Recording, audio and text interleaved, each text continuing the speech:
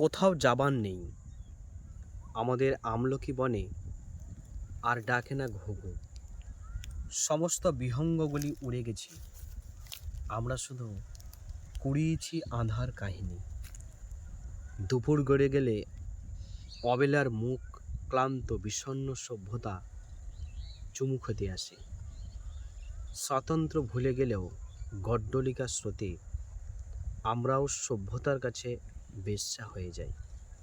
ব্যবহৃত হতে হতে বিস্তর অসভ্য লিঙ্গগুলি কেবল বিপন্ন করে এই ভুবন, এই আলো, এই স্বপ্ন সজ্জায় মর্দিত ধর্ষিত আস্ফালন পড়ে থাকে।